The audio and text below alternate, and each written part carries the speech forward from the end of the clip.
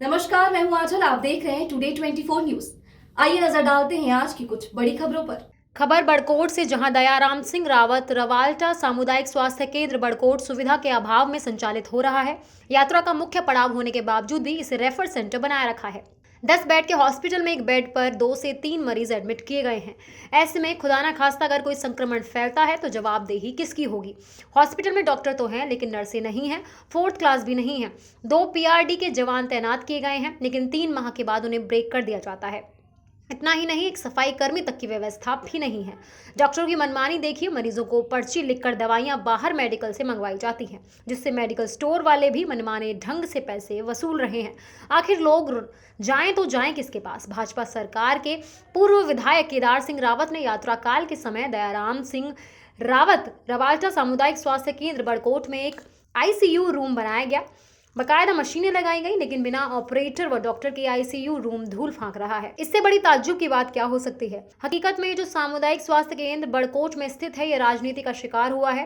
क्षेत्रीय जनप्रतिनिधियों का भी इस ओर कोई ध्यान नहीं है। सरकारें कहती तो जरूर हैं कि शिक्षा स्वास्थ्य पर विशेष ध्यान दिया जाए, लेकिन हकीकत कुछ और ही बयां कर रही है।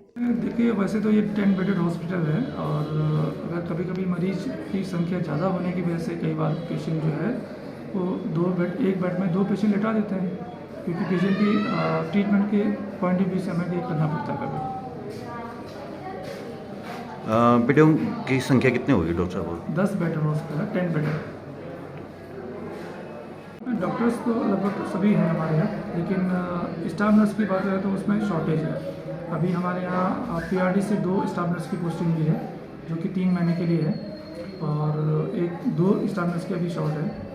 और वार्ड बॉय में भी हमारे पास 2 वार्ड बॉय की शॉर्टेज है, और स्वीपर की भी शॉर्टेज। स्वीपर को हमने अभी टेम्पररी व्यवस्था पे सीपीएस के थ्रू यहाँ पे पोस्टिंग की है, उनके द्वारा काम चल रहा है।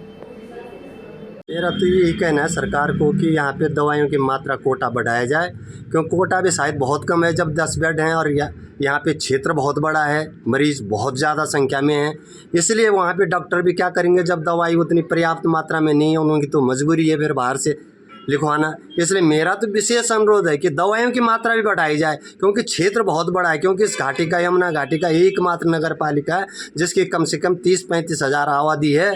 क्योंकि यहाँ पे एक विस्तृत हॉस्पिटल, बेस हॉस्पिटल, जिले स्तर का हॉस्पिटल होना नितांत आवश्यक है इस घाटी में, क्योंकि यहाँ पे 4 धाम यात्रा का पहला पड़ाव, पहली यात्रा यहीं से शुरू होती है। तो इसलिए बहुत ज़रूरी है, क्योंकि मैंने पहले भी कहा कि भगवान करे कोई ऐसी घटना न घटे। अगर बाई दफे कुछ हो जाता है तो 10 बेड में क्या होगा, यह कल्पना से परे है। अगर किसी गाँव में कोई बीमारी न फैले, अगर हैजा कुछ ऐसे पेचिस उल्टी फैल जाती है, 20-30 बीमार हो जाते हैं, तो यहाँ तो व्यवस्था ही नहीं है। क्या होगा उस समय? यह बड़ी दयनीय स्थिति है, सोचनीय प्रश्न है। इस बारे में ज़रूर सोचे सरकार, और इस बारे में सुविधा का अभाव आज से थोड़े, ये तो बहुत पहले से है। और सरकार कहती है, विकास के दावे करती है कि हम ये कर रहे हैं, वो कर रहे हैं। भाई स्वास्थ्य के लिए तो सबसे पहले देखा जाना चाहिए कि स्वास्थ्य के लिए यहाँ पर जो है, आप देखो यमुनोत्री धाम हमारे पास है, और यमुनोत्री धाम में जाने वाले श्रद्धालुओं के लिए कोई सुविधा नहीं है। अब आईसीयू वार्ड बना हुआ है, सुना, हमने गए भी थे एक दिन, लेकिन उसमें देखो कोई काम करने वाला कोई व्यक्ति, यानी जानकार कोई है ही नहीं। और फिर इस तरीके से यहाँ पर की स्थिति बहुत ही ख़राब है। यहाँ से जो है ना, देहरादून जाते हैं लोग, तो मतलब यहाँ अगर कोई मरीज आता है इस हॉस्पिटल में, तो अगर थोड़ा सा ज़्यादा तबीयत ख़राब है तो देहरादून रेफ़र कर दिया जाता है। बथेरे लोग बीच रास्ते में मर जाते हैं। और सबसे ज़्यादा तो दुर्भाग्य तो इस क्षेत्र का ये है कि यहाँ जो है कोई डॉक्टर ऐसी नहीं जो प्रसव करवा ले महिलाओं का। और हमारी जो है माता बहनें रास्ते में बहुत ज़्यादा कैजुअलिटी होती है, लेकिन उस पर किसी का कोई ध्यान नहीं जाता है। और एक चीज़ और है कि यहाँ पर डॉक्टर तो सब हैं, लेकिन व्यवस्था कुछ है ही नहीं। वो डॉक्टर भी क्या करेंगे? डॉक्टर को मशीनें चाहिए, अल्ट्रासाउंड नहीं है, एक्सरा आया, सुना है कि एक्सरा है।